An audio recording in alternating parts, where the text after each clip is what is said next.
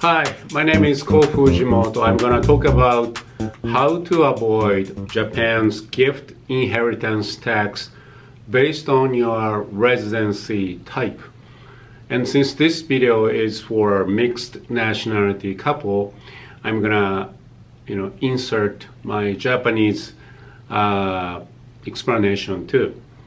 皆さんこんにちは。今日はですね、日本のその贈与税であったり相続税がですね、その外国人の方の場合はですね、その在留資格によって国外資産、つまり日本以外のところに持っている資産に課税されないっていうルールがあるので、それをバイリンガルでミックスナショナリティカップルの皆さんのために、お話をしていきたいと思います。よろしくお願いします。So for instance,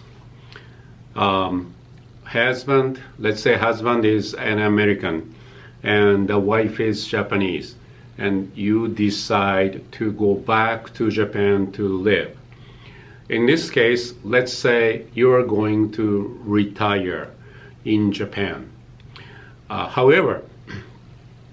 most likely the husband, especially husband, have a US 401k, US investment, and US real estate. So when you are in Japan, you may want to give you can't really give a 401k, but you can give investments or real estate to someone, maybe a friend in Japan or a friend in the US or kids in the US studying in US college and so forth. だから例えばそのご主人と奥様が日本にお住まいになっていて、でもアメリカにまだ資産があると、こういう時に特にご主人に資産があるって言った時に、ご主人がその資産をですね、贈与の場合はもちろん生存中ということですよね。生存中に動かすと、あるいは相続不幸にもお亡くなりになった場合に、just in case the US husband passes away,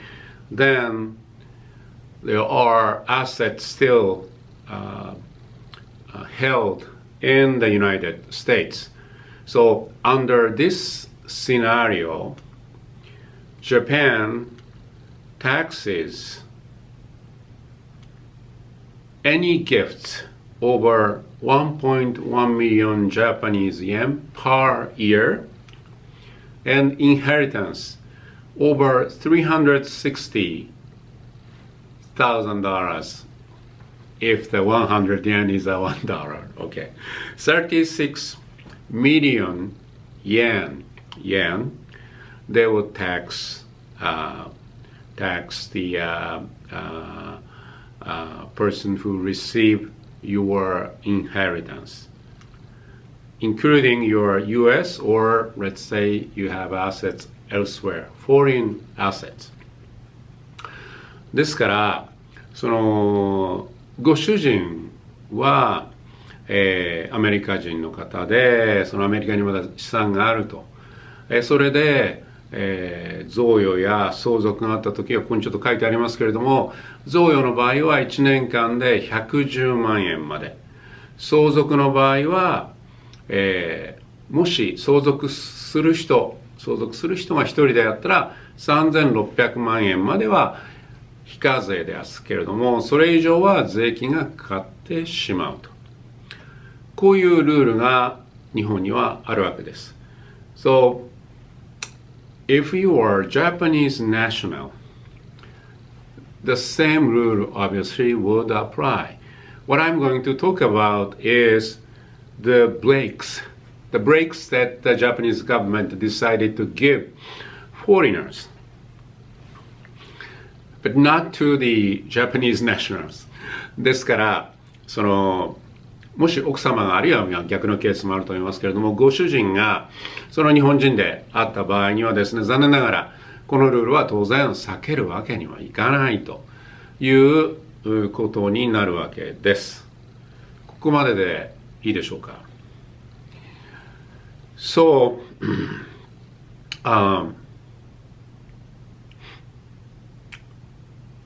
obviously this rule is far-reaching because 1.1 million Japanese yen is less than $10,000, and 36 million yen is probably less than $300,000 in the US. If you think of 2023's lifetime credit or unified credit of the US tax, it's a $12.92 million. And what a huge difference. And this taxation rule, unfortunately, deters or scares a lot of foreigners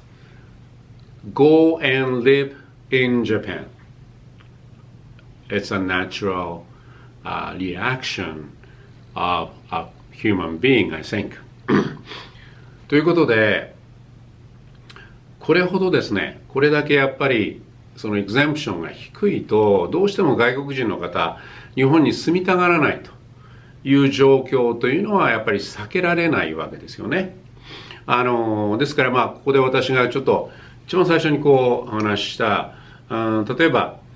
インベストメントがあると、アメリカにあるインベストメントをアメリカにいる人に渡すのになんで日本で税金がかからなきゃいけないんだとかですね、そういうお気持ちもきっとあるとは思うんですけれども、残念ながらですね、日本に住んでいらっしゃる場合は基本的には全世界の贈与や相続のトランザクションに対して日本の政府が課税をするというルールが厳然としてあるわけでございます。So up to now, is everything okay? So let's talk about the status of residence, types of, it's a translation to Japanese word, 在留資格、status of residence makes a difference. The motive, I think, is, well, the current Japanese gift tax and the inheritance tax scares a lot of foreigners away. Well, at the same time, Japan does need excellent talent. Foreigners come over to Japan and work there. The population is declining, and I don't have to explain about the Japan's issue of declining population. But that's a huge issue because of the impact to its economy. So anyway,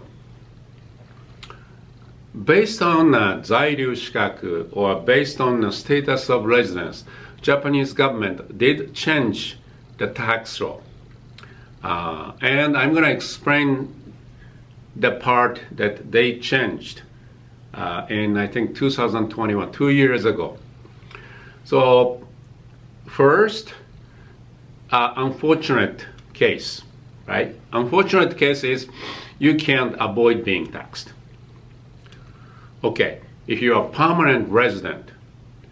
of Japan, or if you're a spouse of Japanese national, if you're a spouse or child of permanent resident,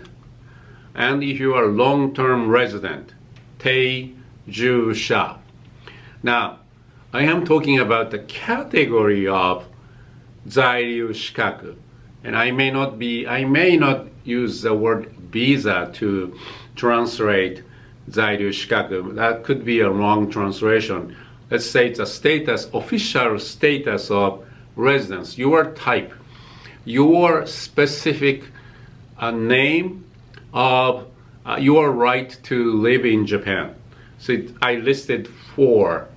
and these 4 are based on a chart of the created by the government, which I will put the reference right on this slide. So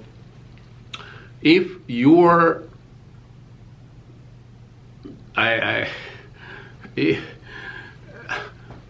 allow me to use the word visa, okay?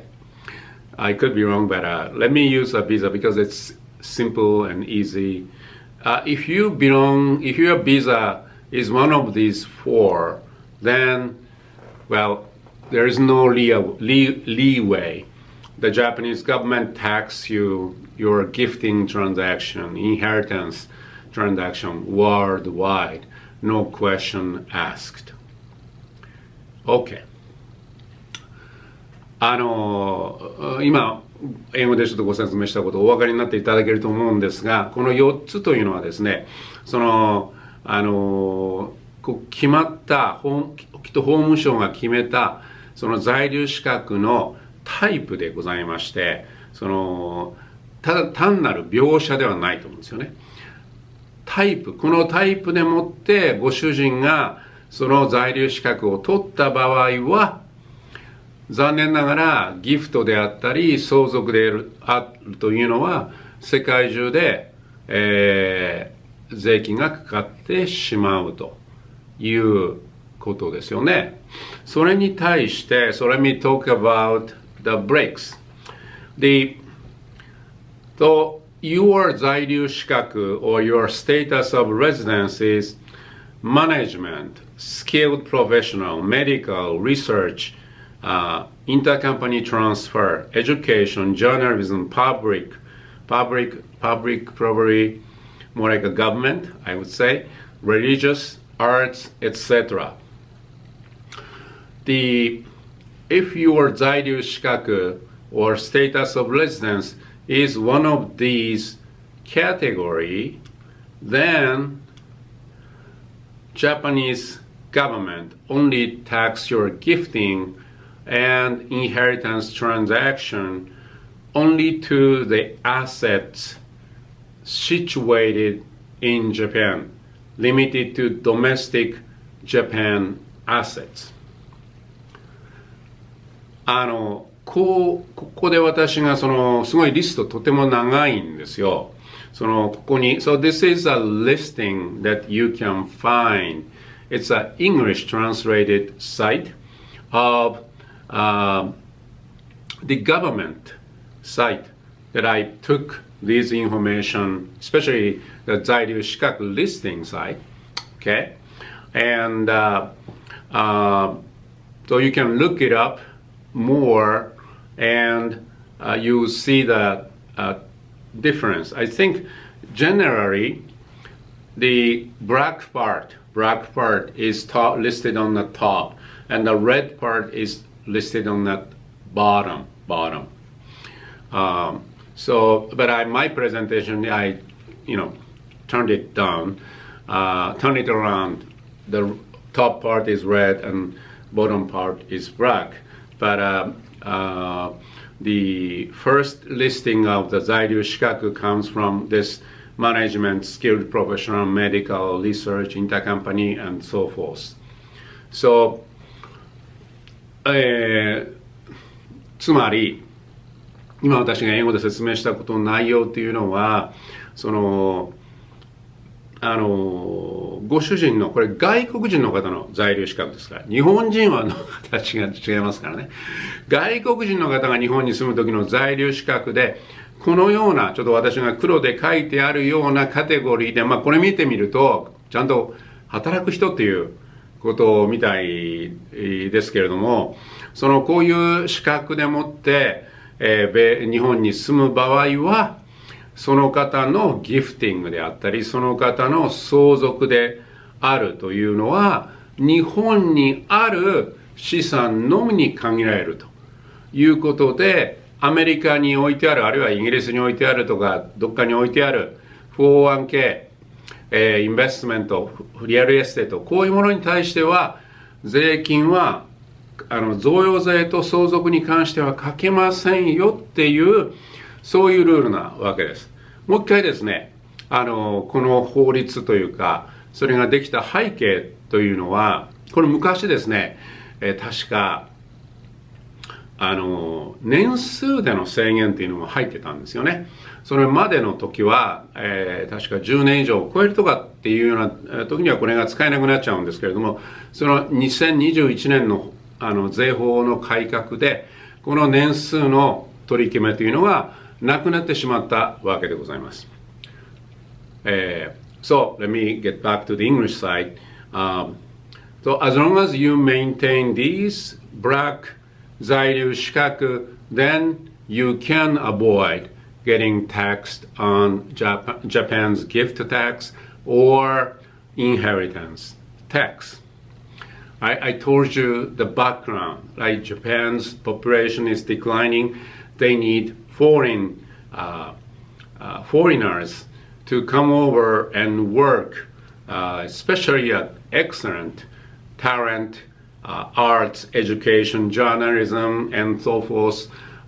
They want talented people to come over and work. And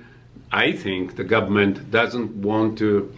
have its own gift and the inheritance tax law scares foreigners away. So, you might have a question. How can I how can I obtain these black categories of my 在留資格 instead of red category of 在留資格? Well, it's beyond my expertise. I'm just a simple US CPA. So we are talking about the Japanese laws and regulations, and I think they have a specially designated professions called 行政書士, I think. 行政書士. These people, I think, deal with, helping you to get the right status of residence. So you can contact me for a reference of such professionals in Japan. But I think this is my limit comes. This is the most that I can talk about. This difference of status of residence would impact Japan's gift and inheritance tax. Thus, depending on 在留資格, you may be able to avoid getting taxed on the gifting and inheritance. ということで、このいわゆるその在留資格っていうのはきっとですね、行政書士という方が扱うですね分野じゃないかなと思うんですよ。ですからもっと知りたい方、それから私のハズバンドどうしたらこういう在留資格取れるんでしょうというような方はですね、行政書士の方に直接コンタクトしていただくか、あるいは私どもの方にご連絡していただければですね、ご紹介もできるかなと思います。ちょっとここまでがですね、私の今日の知識のリミットということになりますが、でもやっぱりね、ギフトとか相続税とかって、皆さんやっぱり外国人の方っていうのは日本に住むとですね、非常にアンフェアだと、日本にそれもう住むのは嫌なんだと、この法律があるから嫌なんだっていうふうに思う人がとても多いようなので、このビデオをですね、作ってみました。もちろん私この部分や資格というかそういうものを持ってるわけじゃないんですけれども、やはりこういうことをですね、英語でご説明することによって皆さんの、認知度というのが上がってより豊かなですねクロスボーダーライフができるんじゃないかなと思ったので、このビデオを作らせていただきました。これが私どものディスクレーマー、そしていつものエンディングページになります。今後ともどうもどうぞよろしくお願いします。今日はちょっとエアコンがあんまり効いてなくて汗かいてますけれども、皆さんは涼しいところで見てらっしゃると思いますので、よろしくお願いします。それではどうもありがとうございました。失礼します。